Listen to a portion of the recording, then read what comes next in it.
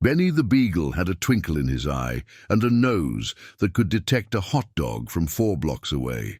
He lived in the quiet suburb of Maplewood Lane, where the grass was always trimmed and the mailboxes were all the same dull shade of regulation blue. But Benny didn't care about curb appeal. He cared about freedom. To the casual observer, Benny was just a regular dog, maybe a little too fond of belly rubs and definitely too fond of bacon. But underneath that floppy-eared charm was the brain of a canine escape artist. Every morning, after his owner, Mr. Tiller, sipped his coffee and tossed Benny a biscuit, the plotting began. Mr. Tiller was a retired math teacher, precise in all things, except Benny.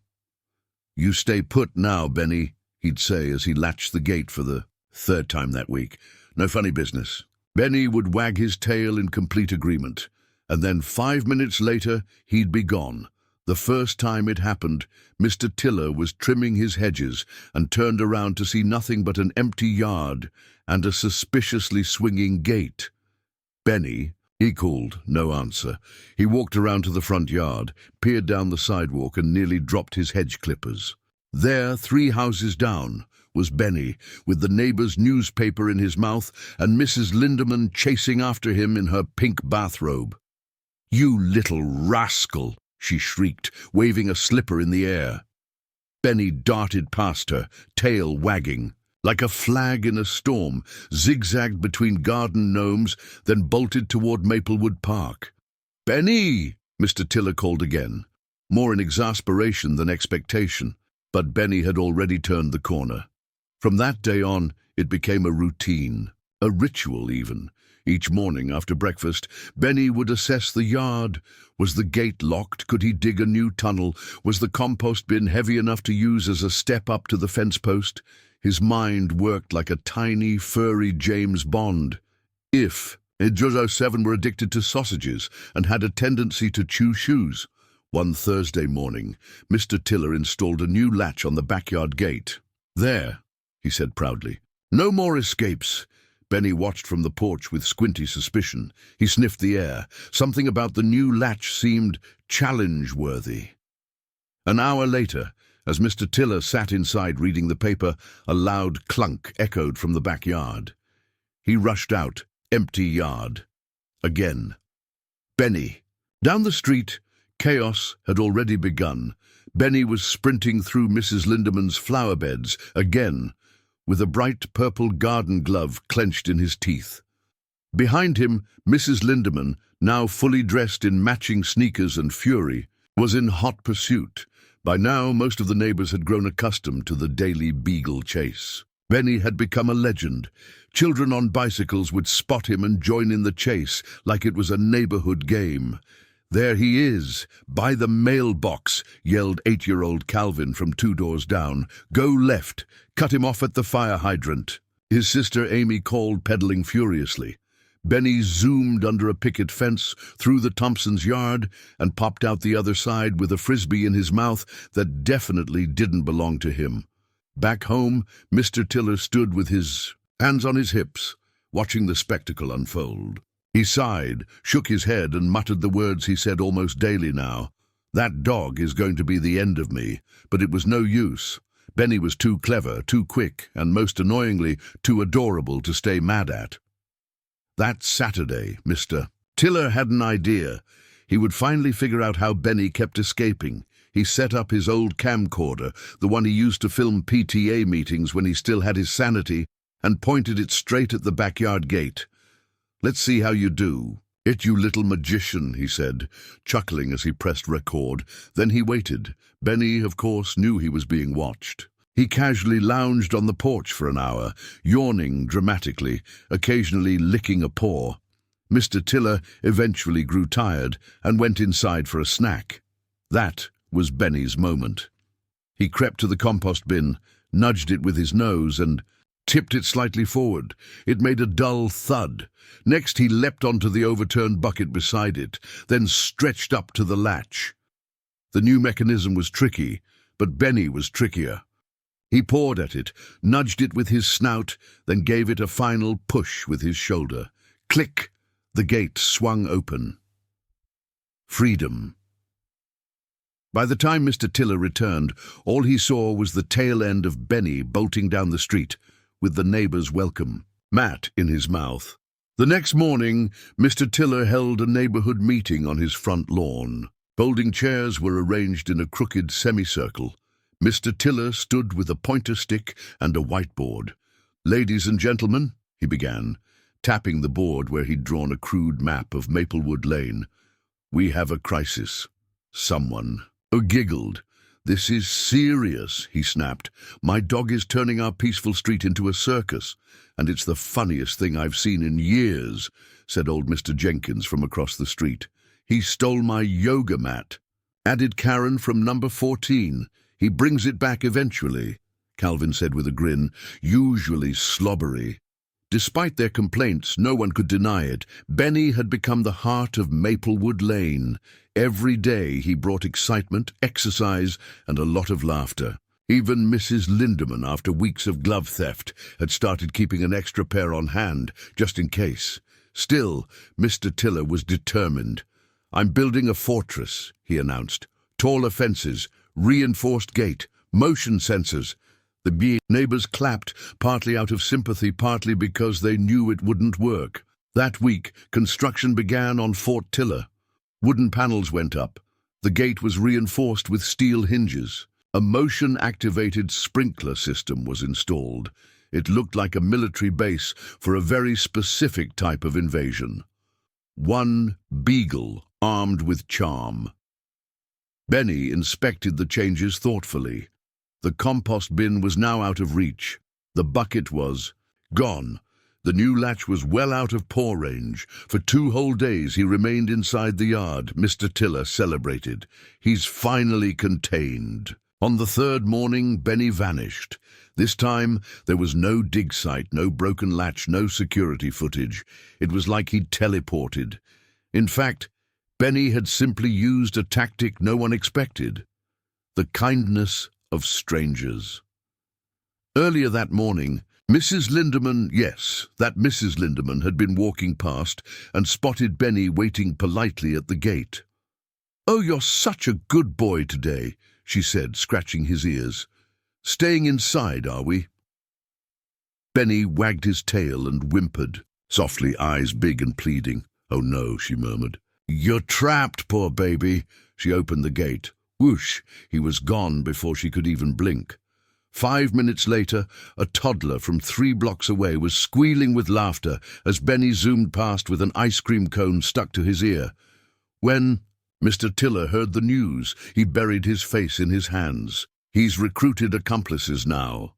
Benny the Beagle's escapades had evolved beyond a mere nuisance. They had become a daily event, an adrenaline-fueled neighborhood-wide relay race. Maplewood Lane had unofficially dubbed it the Benny Olympics, and though no medals were awarded, plenty of pride and panting was on the line. It was Tuesday morning when the chaos officially reached athletic proportions.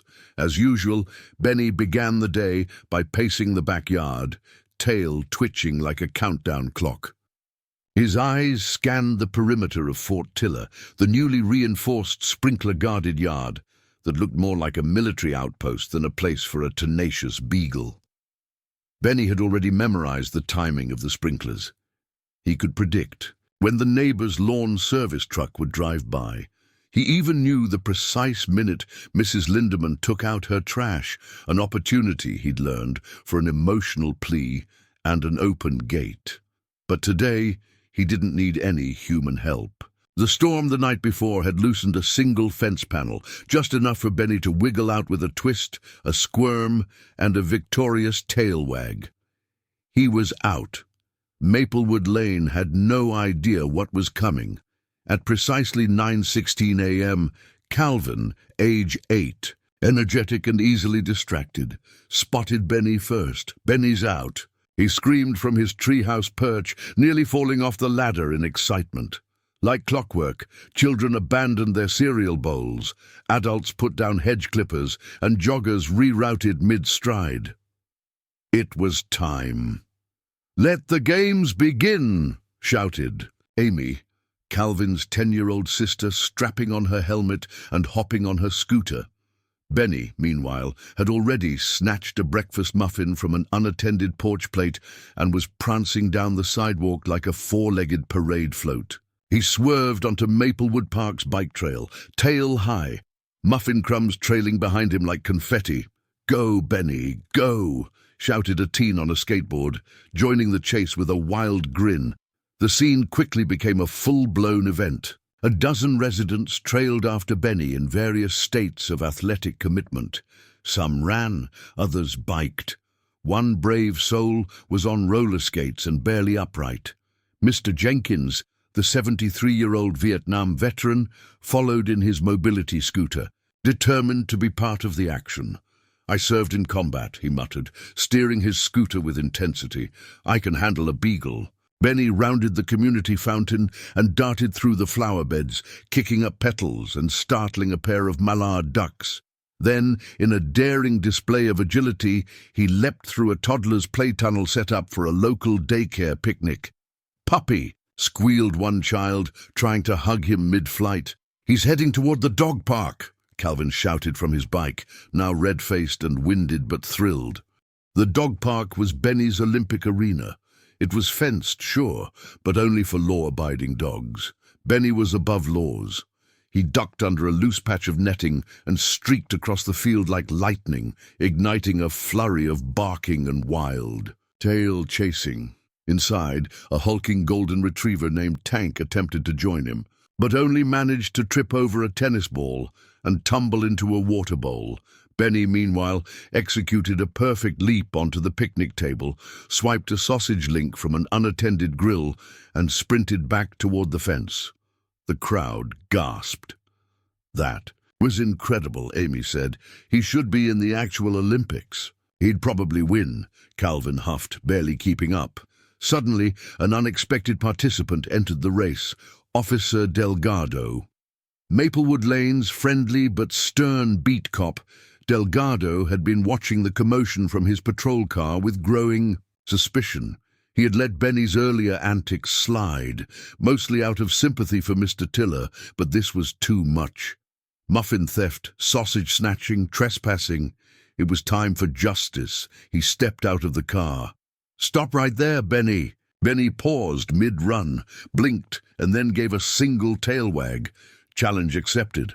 Officer Delgado broke into a jog, radio clipped to his shoulder, flashlight swinging at his belt. Behind him, Calvin and Amy picked up speed. "He's gaining on." "Him!" someone yelled. Benny darted between parked cars, around a hedge, and completely unprovoked, through the open doors of the Maplewood Public Library. Gasps filled the air as the Beagle tore through the non-fiction aisle. "Dog!" screamed the librarian, diving behind the front desk. Books tumbled, children laughed. Benny reappeared moments later with a Dogs of the World pamphlet in his mouth, looking entirely pleased with himself.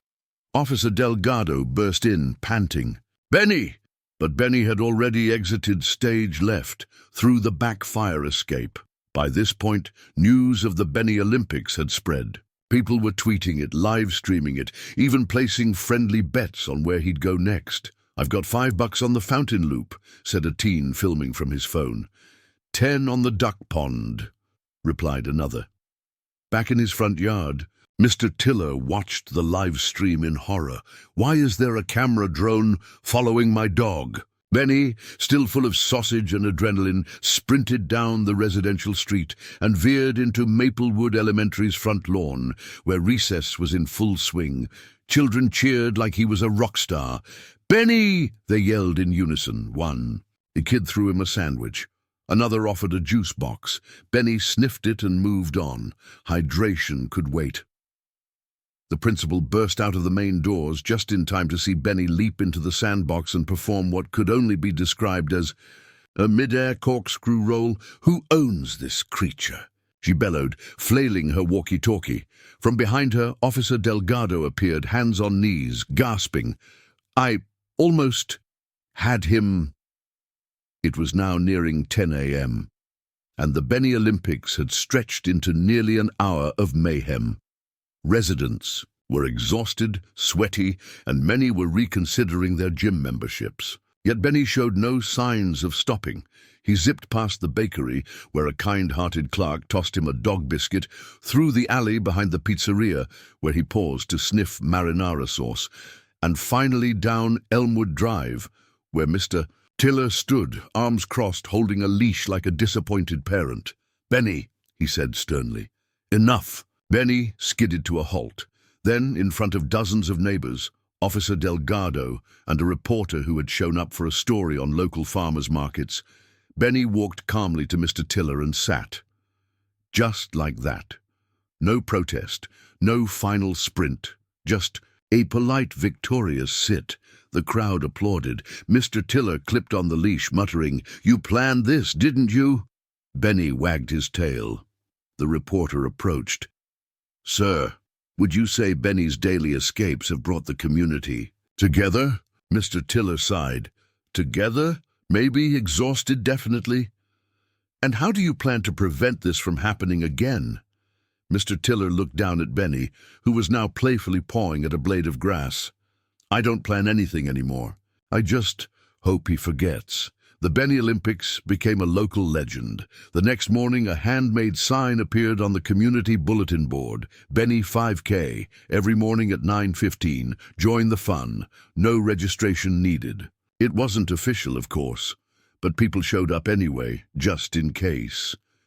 Benny had become the undisputed king of Maplewood Lane.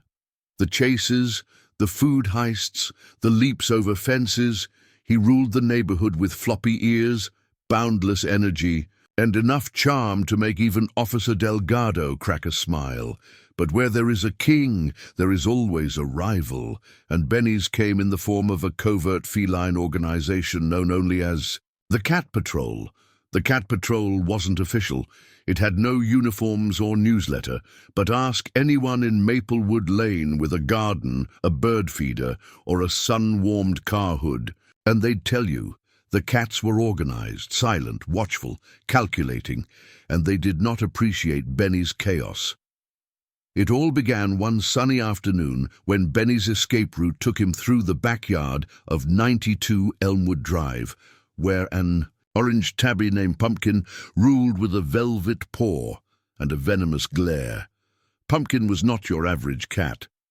He wore a bright green collar, had a scar over one eye from an alleged hawk incident, and was known to chase raccoons away from his trash bins. He was feared, respected, and entirely uninterested in Benny's nonsense.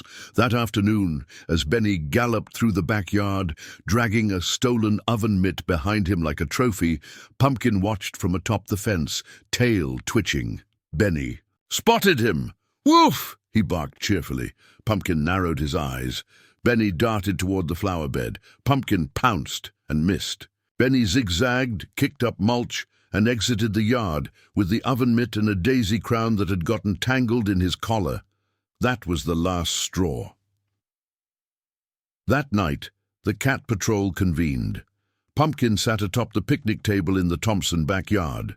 Neutral territory. Beside him was Whiskers, a grey Persian who lived indoors but kept track of Benny via window surveillance. There was also Tofu, a sleek black stray who appeared only when summoned and always left before anyone could pet him, and Buttons, a chubby tuxedo cat with an attitude problem and a bell that never stopped jingling. "Friends," Pumpkin began, voice low. "He's gone too far. Tofu says he trampled 3 litter boxes last week," Whiskers reported, "and knocked over a potted fern. I was napping in it," Buttons hissed. "We need a plan," Pumpkin said, eyes glowing like coals in the moonlight. The Beagle must be stopped. Operation Paws and Claws was born. The next morning, Benny executed another flawless escape, this time through a loose board behind Mr. Jenkins' shed. Mr. Tiller was none the wiser, sipping coffee and whistling, while Benny wriggled free and bolted toward freedom. He made it 3 houses before things got weird. As Benny galloped through the Thompsons' front lawn, a flower pot teetered from the second-story windowsill and fell. It shattered a foot in front of him, spraying dirt and tulip bulbs like shrapnel. Benny stopped. Then, from behind a bush, Pumpkin emerged, silent, stern. Benny barked. Pumpkin didn't flinch. From the porch, Whiskers leaped down and landed beside. "Pumpkin!" The two stared. Benny tilted his head. His floppy ears flopped harder. Then, without warning, Tofu dropped from a tree limb like a black shadow, landing behind Benny with a thud. Benny turned in a circle. He was surrounded. His tail wagged nervously. Pumpkin stepped forward and meowed, a short declarative sound that seemed to say, "No more biscuits for you, dog." Benny backed up. Then, ever so slowly, he bolted. Through the bushes, under a fence, over a sandbox. Benny ran like his tail was on fire. The cats gave chase, sleek and determined. Kids riding bikes blinked in disbelief. "Are the cats chasing him today?" Amy asked, confused. "Yep," Calvin said, eyes wide. "This is weird." The chase continued through Maplewood Lane.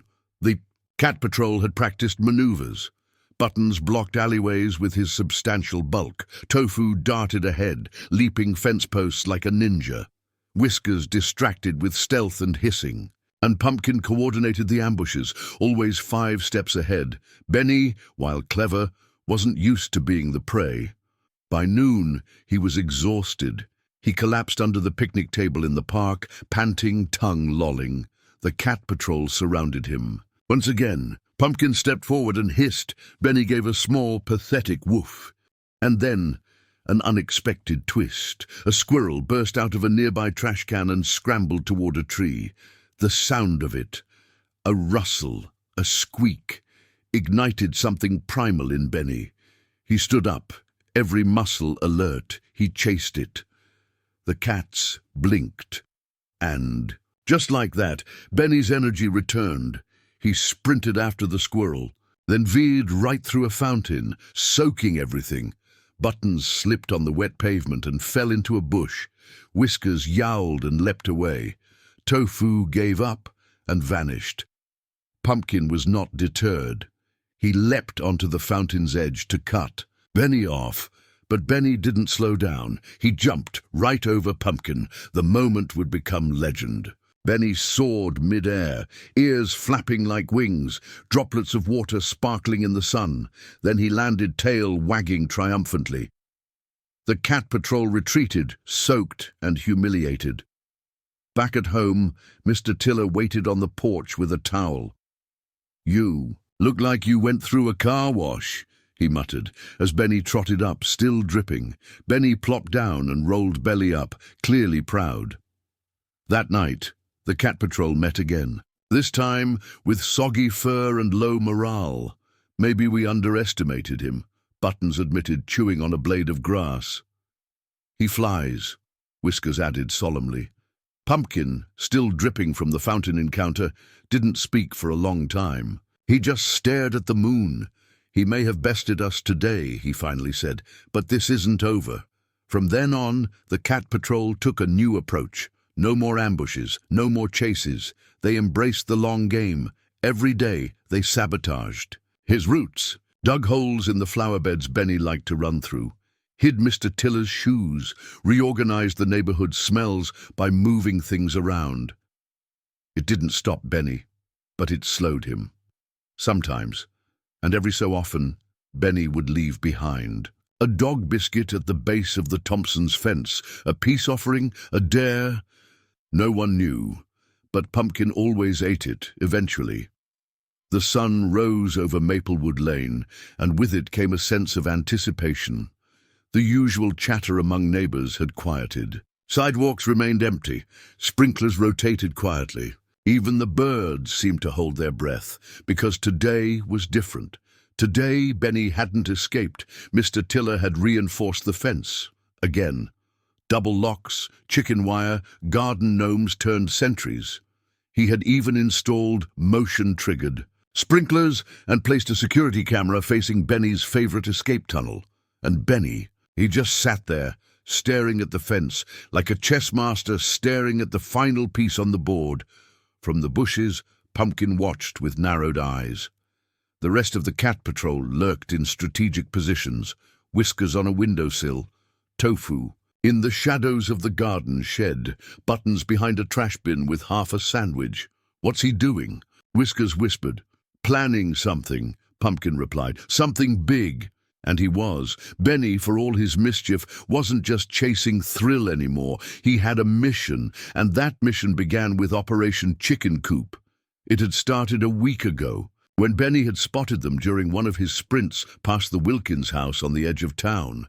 6 plump hens clucking inside a quaint red coop, guarded by a comically lazy rooster named Cluck Norris. To Benny, they were mythical creatures, fluffy, flappy, mysterious. He had never seen chickens before, and now he wanted to meet them, not chase, not bite, just meet.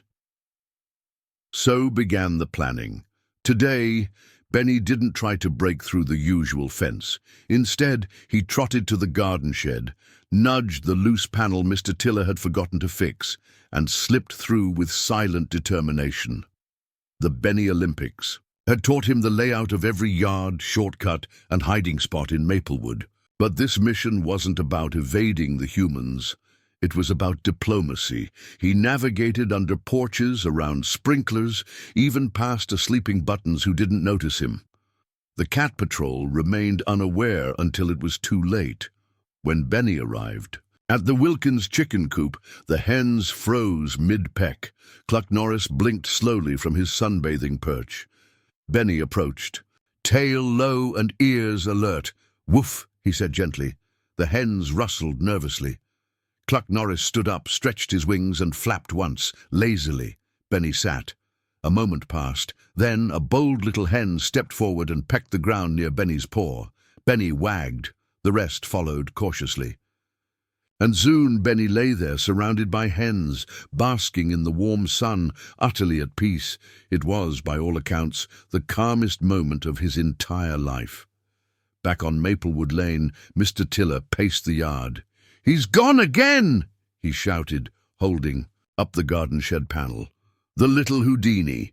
Neighbors began forming search parties, kids on scooters, adults with dog treats. Officer Delgado fired up his cruiser, and in a surprising twist, the cat patrol joined the hunt. "Where would he go that's worth sneaking past all of us?" Pumpkin muttered, tail flicking. "Tofu says he was looking at the Wilkins place." "Last week," said Whiskers. "That weird chicken palace." Pumpkin's eyes narrowed. "The chickens!" An hour later, the search party reached the edge of Maplewood. They found Benny inside the chicken yard, surrounded by hens. Cluck Norris perched atop his back like a crown. He made friends with chickens. Mr. Tiller blinked. "He united the species," whispered Amy. Pumpkin sat at the fence, tail wrapped neatly around his paws. He said nothing, but deep down he was impressed. Epilogue. Benny the legend, Benny's days of escape never truly ended, but they evolved. Instead of chaos, his runs became guided tours. Kids joined him for morning Benny walks. Mr. Tiller gave up trying to keep him fenced in and started selling "Benny Was Here" t-shirts. The local bakery named a biscuit after him. The cat patrol formed a truce. Once a week, Benny and Pumpkin sat on opposite ends of the park fountain, eyeing each other like retired generals. No war, no truce breaking, just mutual respect. As for the chickens, Benny visited often. He even babysat the chicks once. Well, supervised, while napping. Maplewood Lane was never quite the same again. It was livelier, friendlier, and every day at 9:15 a.m., the neighborhood paused for just a moment, waiting to see if Benny would run. And when he did, the whole block smiled. Because Benny the Beagle wasn't just a dog.